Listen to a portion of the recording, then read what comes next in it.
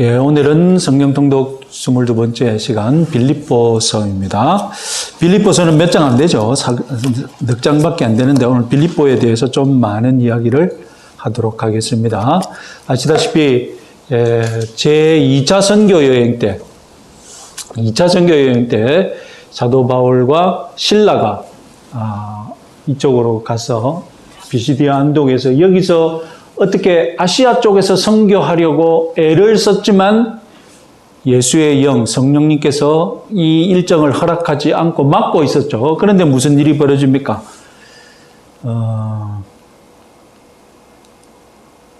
사도행전 16장 9절 10절 같이 한번 읽어보겠습니다. 밤에 환상이 바울에게 보이니 마게도냐 사람 하나가 서서 그에게 청하여 이르되 마게도냐로 건너와서 우리를 도우라 하거늘 바울이 그 환상을 보았을 때 우리가 곧 마게도냐로 떠나기를 힘쓰니 이는 하나님이 저 사람들에게 복음을 전하라고 우리를 부르신 줄로 인정함이로다. 그래서 마게도냐 사람의 부름, 유명한 서양의 주로 사용하는 관용어로서 아시아에서 복음이 유럽 대륙으로 넘어갔던 그 원인이 다름 아니라 환상 가운데 마게도냐인이 이렇게 부른다. 그래서 선교 역사에서 누군가 선교사에게 우리에게 와서 복음을 전해달라. 그 민족이 최초로 그런 서한을 보내면 그걸 뭐라고 합니까?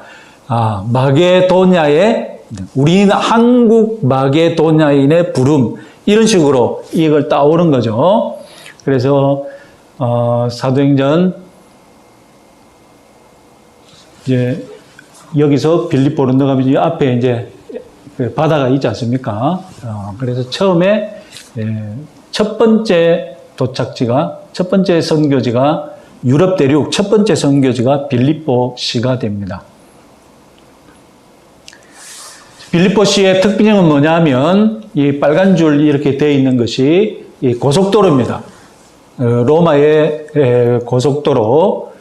그래서 비잔틴에서부터 이렇게 길이 고속도로로 뚫려 있습니다. 그럼 저기서 배를 타고 가면 로마로 또 직행하는 또 다른 고속도로가 만들어져 있죠. 그래서 이걸 비아 에그나티아 고속도로라고 부르는데 지금도 이 고속도로를 따라서 무엇인가 워킹하고 트레킹하는 그런 코스가 있죠.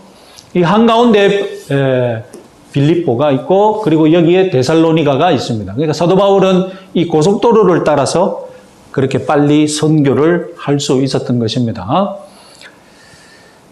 제 2차 선교 여행 코스고요.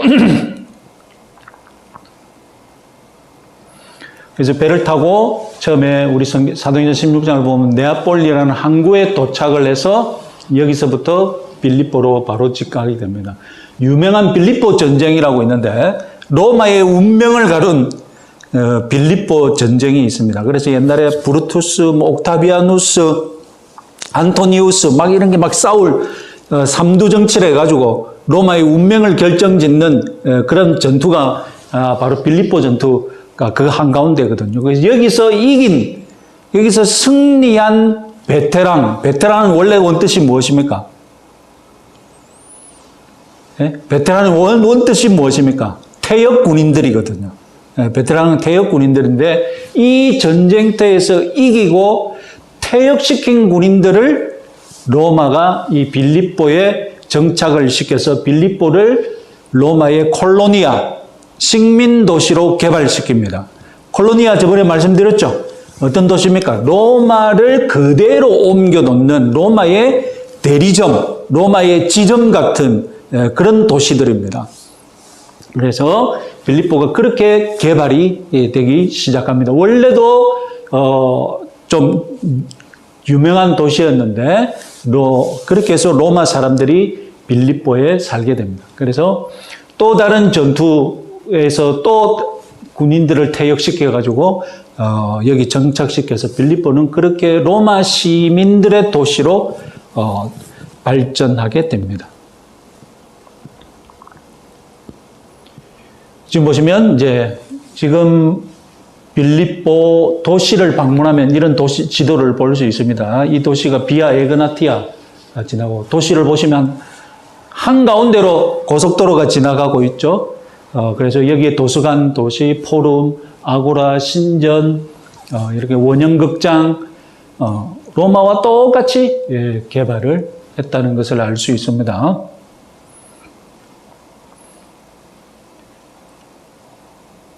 루디아, 두아디라 성 자주장사라고 하거든요. 두아디라 성이 여기 있습니다. 그래서 두아디라 성 출신인 자주장사, 빨간색 자주색 비단 장사가 어디까지 왔습니까? 빌립보에 와서 장사를 하고 있었던 거예요. 왜 그렇습니까? 빌립보에 자주색 비단을 소비할 수 있는 고위층들이 로마 시민들이 살고 있기 때문에, 그죠? 자주 옷감을 소비할 사람은 대단한 사람들이잖아요. 그죠? 그래서 이 두아디라 성의, 두아디라의 옛 이름이 루디아입니다. 지금은 두아디라고 부르지만 이 지역을 옛날 이름이 루디아거든요. 그러니까 여자 이름이 루디아라는 것은 이 루디아 지방에서 왔기 때문에 사람들이 그 사람을 뭐라고 불렀겠습니까? 루디아라고 부른 거예요. 그래서 부산에서 온 아지매를 부산댁이라고 불렀듯이, 그래서 두아디라 성의 자주장사 루디아댁, 이렇게 되는 겁니다. 그래서 그 루디아가 하나님을 경외하는 자, 그러니까 이 유대교인은 유대교에 관심을 가지고 유대교 예배에 참석은 했는데 로마 유대인이 될 수 없어서 하나님을 경외하는 자로 그렇게 지내고 있었죠. 그래서 사도 바울이 빌립보에 도착해서 하는 일이 제일 먼저 회당을 찾아가는 일인데, 빌립보에는 로마 사람이 워낙 많이 살아서 그런지 유대인 남자 10명이 없었습니다. 10명이 없어서 회당이 없었는 거죠. 그런데 빌립보 성 밖에 기도소가 있어서 거기서 기도를 인도하고 있는 사람이 바로 루디아였던 겁니다. 그래서 사도 바울이 루디아를 만나서 보시면 루디아를 나중에 세례를 주게 되는데, 여기 아까 빌립보 지금 도시고 저 위에 루디아 세레터가 있습니다.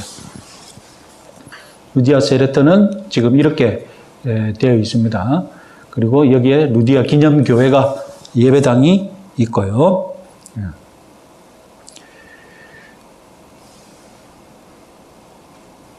그래서 루디아를 만난 뒤에 이제 사도 바울이 그곳에서 전도를 하고 있는데, 귀신 들린 여종이 갑자기 나타나서 사도 바울을 괴롭히다시피 쫓아다니죠. 하는 수 없어서 그 귀신을 쫓아내었는데, 그 귀신 들린 여종을 통해 돈을 벌고 있던 사람이 사도 바울을 고발하면서 이제 사도 바울이 감옥에 들어가죠. 그래서 그때 고발한 내용이 뭐냐?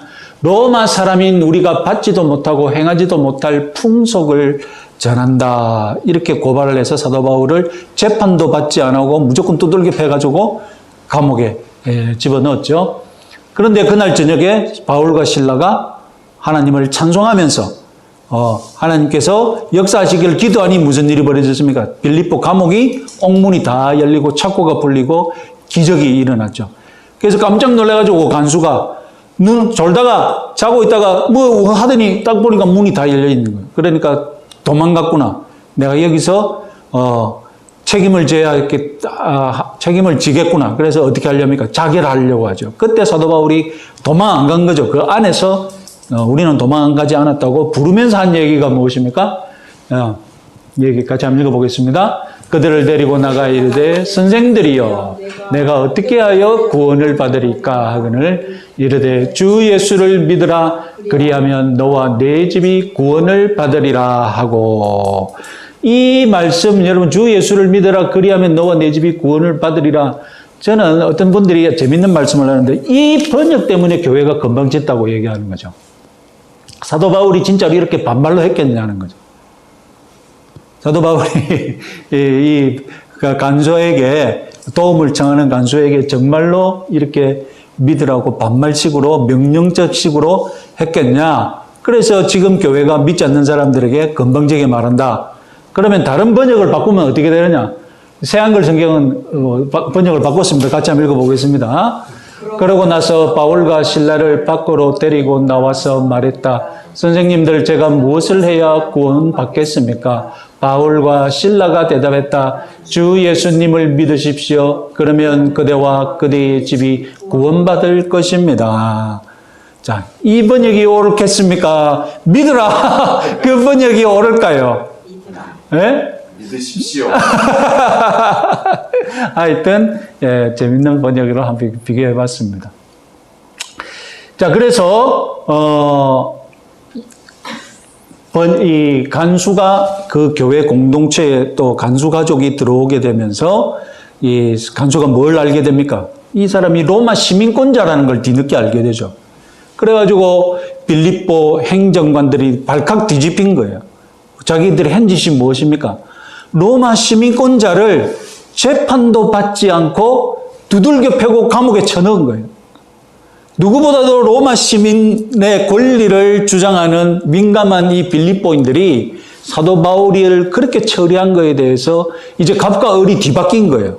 사도 바울이 고소 고발해가지고 뭐 하면 빌립보 이 행정관들은 경을 치게 된 거예요.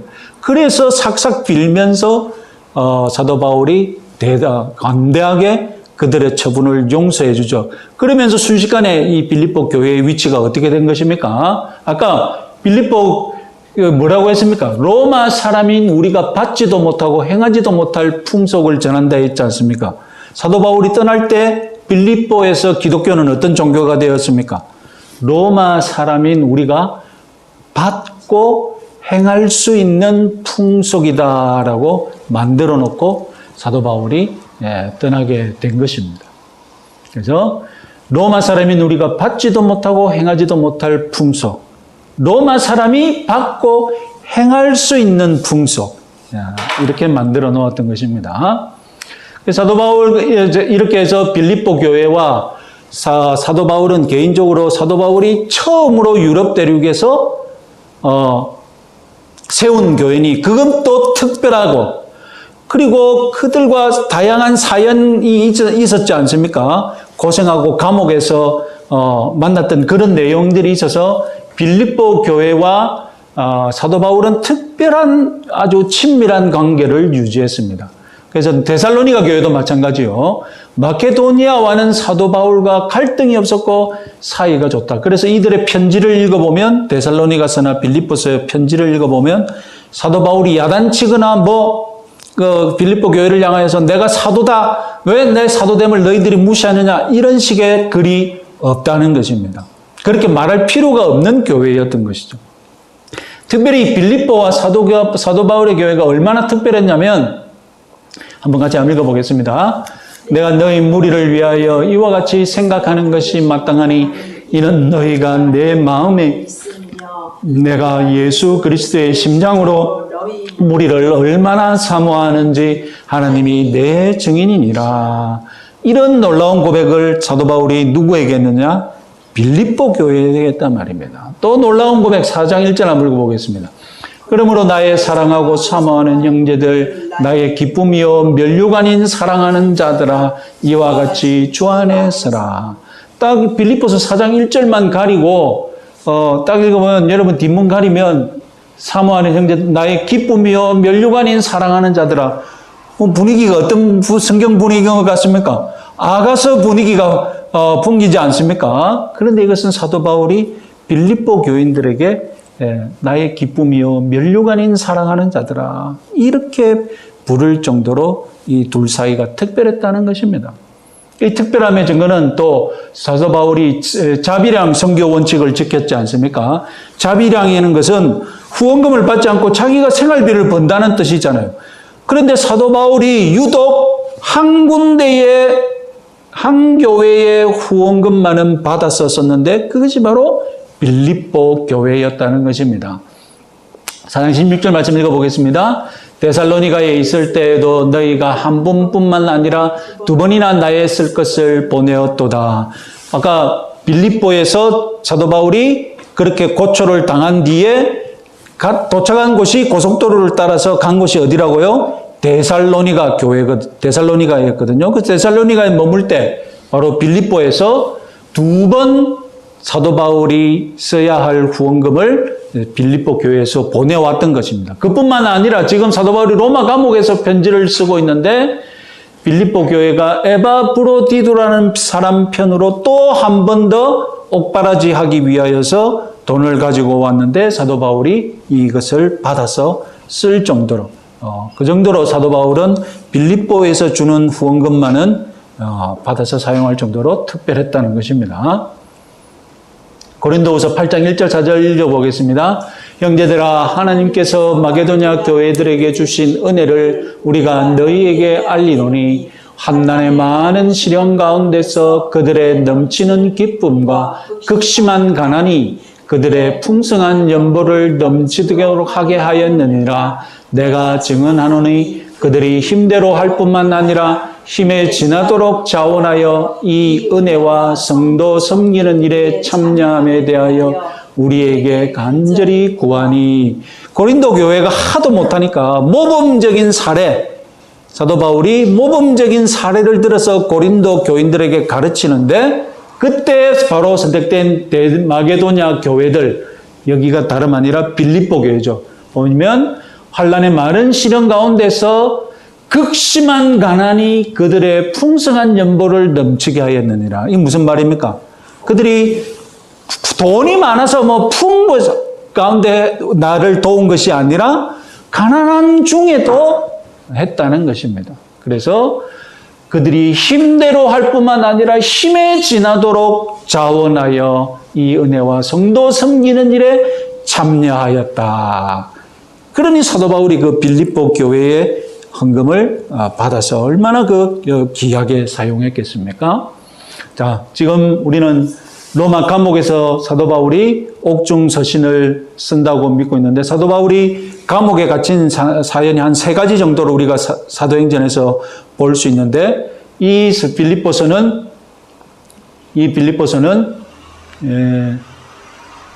로마 감옥에서 쓴 옥중 서신이라는 것을 본문에서 알 수 있습니다. 빌립보서 1장 13절 같이 한번 읽어보겠습니다. 이러므로 나의 매임이 그리스도 안에서 모든 시위대 안과 그 밖의 모든 사람에게 나타났으니, 이것은 황제 친위대를 뜻하거든요. 그러니까 로마가 맞겠죠. 빌립보서 4장 12절, 4장 22절 같이 한번 읽어보겠습니다. 모든 성도들이 너희에게 문안하되 특히 가이사 집의 사람들 중에 몇이니라. 사도 바울의 이 로마 선교가 심지어 가이사르 집 사람들 중에 어떤 그 속해 있는 사람들에게까지 이르렀다는 뜻으로 지금 얘기하고 있거든요. 그러니까 가이사르가 있었던 곳이 로마니까 이것은 사도 바울이 로마 감옥에 있었던 것이 분명하다라고 할 수 있겠습니다. 목적은, 빌립보서의 목적은 자신의 투옥 상황을 알려주고, 자기가 감옥에 갇혔다니 그 빌립보 교회가 얼마나 걱정하겠습니까? 그래서 나는 지금 감옥에서 이렇게 생활하고 있다라고 빌립보 성도들의 염려를 들게 하는 목적이 첫 번째고요. 그리고 빌립보 교회의 고난을 듣고 그 분란도 들었거든요.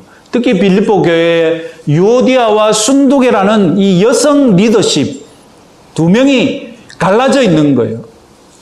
근데 초대교회에서 여성 리더십이 대단했거든요. 그러니까 이 빌립보 교회도 마찬가지인데, 루디아가 또 대단한 리더십을 행사하실 줄 알았는데 루디아 말고도 유오디아와 순두계라는 2 여성이 있었는데 이 사람들이 열심은 대단했는데 둘은 안 맞는 거예요. 열심을 했었는데 열심을 경쟁하는데 둘은 파벌을 형성해가지고 싸워서 교회 분위기가 엉망인 거예요. 그래서 이들에게 그렇게 하지 말라고, 복음에 합당한 삶을 살아라, 겸손하게 서로 인정하고 살아라는 그런 가르침을 전합니다. 그리고 유대주의자들이 또 사도 바울이 개척한 교회를 따라오면서 이들이 방해를 했거든요. 그들에 대해서 야단치는 내용도 있고요, 조심하라는 내용도 있고, 그리고 빌립보 교회의 옥바라지에 대해서 감사하는 거죠. 에바브로디드가 돈을 가져왔으니까 감사하다고 말을 전해야 되지 않겠습니까? 그래서 빌립보서를 에바브로디도 손에 보내서 너희들이 준 거 잘 받았다, 이런 기쁨의 영수증 같은 그런 편지를 쓴 것입니다. 그래서 감옥의 상황에 대해서 사도 바울은 어떻게 얘기하느냐? 복음이 진보되는 상황이다. 걱정하지 마라. 자, 한번 읽어보겠습니다. 이러므로 나의 매임이 그리스도 안에서 모든 시위대 안과 그 밖의 모든 사람에게 나타났으니 형제 중 다수가 나의 매임으로 말미암아 주 안에서 신뢰함으로 겁없이 하나님의 말씀을 더욱 담대히 전하게 되었느니라. 어떤 이들은 분기와 부쟁으로, 어떤 이들은 착한 뜻으로 그리스도를 전파하니. 사도 바울 자신을 지키는 군인들에게 사도 바울이 복음을 전하였고, 그리고 이 사도 바울이 이렇게 생활한다는 것이 로마 교회에 알려지니까 로마 교회 안에서도 사도 바울이 저렇게 열심히 사는데 나도 무엇인가 해야 되겠다는 도전이 일어나서 이들도 복음을 전하였고, 그래서 어떤 사람은 투기와 분쟁으로 사도 바울에 대한 라이벌 의식, 그리고 이런 것으로도 복음을 전하는 수도 있지만 어떤 이들은 착한 뜻으로 그리스도를 전파한다. 그러니까 뭐 감옥에서 고문받고 그러지는 않았다라는 것입니다. 그리고 사도 바울은 자신의 재판 예상을 빌립보 교인들에게 하죠. 이 재판에 따라서 사도 바울이 죽을 수도 있고 살 수도 있는 것 아닙니까? 로마 황제가 어떤 판결을 내리느냐에 따라서 자기의 생사가 달려 있거든요. 여기에 대해서 사도 바울은 이 재판의 결과를 어떻게 예상하는지 같이 한번 읽어보겠습니다. 나의 간절한 기대와 소망을 따라 아무 일에든지 부끄러워하지 아니하고 지금도 전과 같이 온전히 담대히 하여 살든지 죽든지 내 몸에서 그리스도가 존귀하게 되게 하려 하느니 이는 내게 사는 것이 그리스도니 죽는 것도 유익함이라. 그러나 만일 육신으로 사는 이것이 내 일의 열매일진데 무엇을 택하여 할는지 나는 알지 못하노라. 내가 그 둘 사이에 끼었으니 차라리 세상을 떠나서 그리스도와 함께 있는 것이 훨씬 더 좋은 일이라. 그렇게 하고 싶으나 내가 육신으로 있는 것이 너희를 위하여 더 유익하리라. 내가 살 것과 너희 믿음의 진보와 기쁨을 위하여 너희 무리와 함께 거할 이것을 확실히 아노니 내가 다시 너희와 같이 있으므로 그리스도 예수 안에서 너희 자랑이 나로 말미암아 풍성하게 하게 함이라.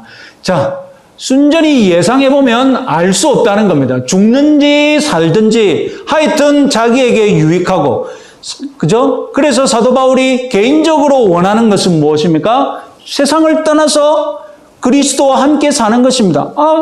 황제가 나를 죽이면 이참에 세상을 떠나서 그리스도 주님과 함께 사는 것 더 좋지. 그런데 가만히 생각해 보면 더 좋은 일이 무엇이냐? 내가 살아서 너희들과 함께 신앙생활하여서 너희들이 믿음의 진보를 보이는 것, 이것이 더 좋은 일이거든요. 그러니까 사도 바울이 어떤 확신을 가집니까? 주님이 나를 살게 하실 것이다. 그래서 사도 바울은 어떻게 예상합니까?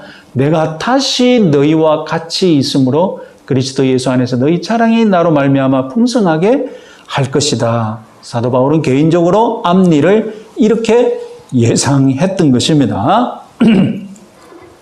그래서 사도 바울은 그리스도께 붙잡힌 삶을 살았죠. 그래서 빌립보인들에게 강력하게, 특별하게 또 빌립보에 맞는 권면을 합니다. 같이 한번 읽어보겠습니다.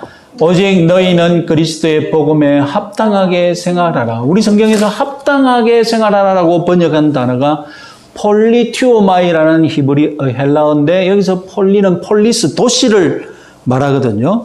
그러니까 합당하게 생활하라는 말은 이 문자적으로 말하면 도시 사람답게 살아라라는 것입니다. 그러니까 빌립보 시민들이 어떤 자의식이 강합니까? 우리는 로마 시민권자로 이 지역에서 로마시처럼 살고 있는 로마 시민 같은 사람이라는 그런 자의식이 강하단 말입니다. 너희들이 그런 자의식으로 이 로마 시민권자에서의 특징을 가지고 있으니까 복음에 합당하게 살아가는 겁니다. 로마시에 합당하게 너희들이 살듯이 그래서 시민권도 여기서 빌립보서 3장 21절 시민권이라는 단어를 썼는데 여기서 역시 마찬가지로 폴리투마 이 단어와 같습니다. 우리의 시민권은 어디에 있다는 겁니까? 지상에 물론 너희들이 빌립보 시지만 콜로니아 이 시의 시민권자지만 너희들이 어떻게 정작 살아야 한다고요? 하늘에 있는 또 다른 하늘의 시민권자임을 깨달아라 이런 말입니다. 빌립보서 3장 17절 말씀 같이 한번 읽어보겠습니다. 형제들아 너희는 나와 함께 나를 본받으라. 그리고 너희가 우리를 본받는 것처럼 그와 행하는 자들을 눈여겨보라. 참 대담한 주장이죠. 나를 본받으라. 사도 바울이 빌립보 교인이니까 오해 없이 이런 말을 할 수 있는 겁니다. 사도 바울이 자기를 존경하고 깊은 것까지 나눌 수 있는 그런 관계니까. 고린도 교인들한테 이 말했다면 뭐라 했겠습니까? 고린도 교인한테 너희들은 나를 본받으라 했으면 뭐라고 했으면 지금 이단 같은 놈이 지를 본받으라고 한다고 막 난리를 했지 않겠습니까? 그러나 빌립보 교인들은 사도 바울의 그 사도성도 의심하지 않고 정말로 사랑했기 때문에 이 말이 담는 거예요. 내가 그리스도를 완전히 본받는다는 것을 너희들이 알지 않느냐? 그러니 너희들은 나를 보고 본받아. 내가 그리스도의 샘플이다. 이런 말을 할 정도로 됐다는 겁니다. 그리고 3장에서는 아까 말씀드렸듯이 유대주의자들을 정죄합니다. 정죄할 때는 사도 바울 무섭죠. 같이 한번 읽어보겠습니다. 개들을 삼가고 행악하는 자들을 삼가고 몸을 상해하는 일을 삼가라. 하나님의 성령으로 봉사하며 그리스도 예수로 자랑하고 육체를 신뢰하지 아니하는 우리가 곧 할례파라. 여기서 동그라미 같은 말로 동그라미 칠 것은 뭡니까? 개들, 행악하는 자들, 몸을 상해하는 일, 그죠? 그리고 육체를 신뢰하는 일, 곧 할례파. 이것이 다 한 줄로 엮이는 것 아닙니까? 그래서 이것을 간단하게 좀 말하자면 유대주의자들, 사도 바울이 복음을 전해서 교회를 세우면 어디서 소문을 듣고 유대주의의 전도자들이 와가지고 사도 바울이 복음을 전했느냐? 사도 바울도 알고 보면 유대교 신자다. 사도 바울의 복음은 부족하다. 너희들이 예수 그리스도를 믿더라도 또한 할례를 받아야 한다. 이렇게 계속 공격을 했던 겁니다. 빌립보서 3장 5절 9절 같이 한번 읽어보겠습니다. 나는 8일 만에 할례를 받고 이스라엘 족속이요 베냐민 지파요 히브리인 중에 히브리인이요 율법은 바리새인이요 열심으로는 교회를 박해하고 율법의 의로는 흠이 없는 자라.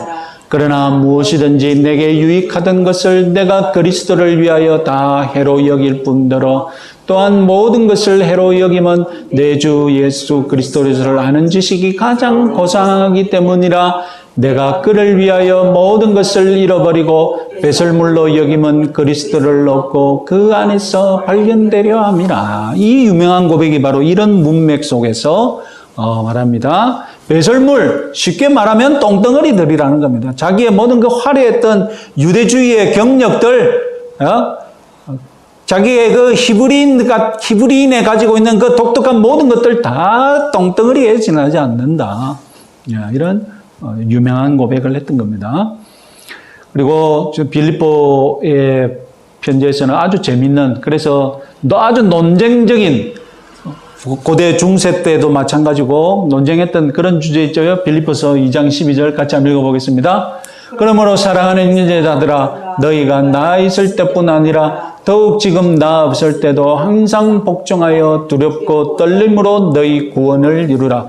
무슨 단어가 지금 교회 안에서 논쟁을 촉발시켰겠습니까? 구원을 이루라. 너희 구원을 이루라. 누구에게 하는 말입니까? 교인들. 그 교인들한테 너희들이 너희 구원을 이루라고 말한 거예요. 그러니까 여러분 칼빈주의 신학과 알미니안주의 있지 않습니까? 하나님의 은혜의 역사도 필요하지만 사람이 하나님과 함께 동행해서 구원 역사를 이루어야 한다. 이 구절 갖고 정말 피 튀기게 논쟁을 했던 것 아닙니까? 여기서 끝나지 않습니다. 빌립보서는. 또 유명한 구절이 있죠. 같이 한번 읽어보겠습니다. 내가 이미 얻었다 함도 아니요 온전히 이루었다 함도 아니라 오직 내가 그리스도께 잡힌 바 된 그것을 잡으려고 달려가노라. 형제들아, 나는 아직 내가 잡은 줄로 여기지 아니하고 오직 한 일 즉 뒤에 있는 것은 잊어버리고 앞에 있는 것을 잡으려고 폿대를 향하여 그리스도 예수 안에서 하나님이 위에서 부르신 부름의 상을 위하여 달려가노라. 아까 너희 구원을 이루라와 이거 딱 어떻게 좀 연결이 됩니까? 예? 사도 바울도 마치 자기의 구원이 아직 이루어지지 않은 것처럼 알고 열심히 이루기 위해서 어떻게 하고 있다는 것입니까? 열심히 달려가고 있다는 것 아닙니까? 그죠? 그래서 우리는 이제 현대에 와서 우리는 이것을 어떻게 정리했습니까? 구원은 시간에 따라서 구원의 세 가지 시간 상태가 있는데 구원의 과거가 있고 구원의 현재가 있고 구원의 미래가 있다. 그죠? 그래서 구원의 과거는 내가 이미 믿었을 때 구원을 받았고 그리고 지금 하나님의 은혜로 인하여서 구원을 이루어 가고 그리고 마지막 때에 나의 구원이 완성될 것이다. 그죠? 예, 이것으로 우리가 정리하고 있습니다. 그래서 어쨌든 하나님의 은혜가 먼저고 이 은혜가 우리를 촉발시키는 것이 무엇입니까? 우리 안에서 선한 일을 하게 만들죠. 그죠? 내 안에 있는 선한 욕심, 선한 열정을 이렇게 세우죠. 그래서 내가 어떻게 하는 것입니까? 내 구원을 완성시키기 위하여서 내가 열심히 달려가는 그런 일이 생기는 것입니다. 예, 우리 빌립보서 1장, 2장, 3장, 4장 같이 한번 읽어보도록 하겠습니다.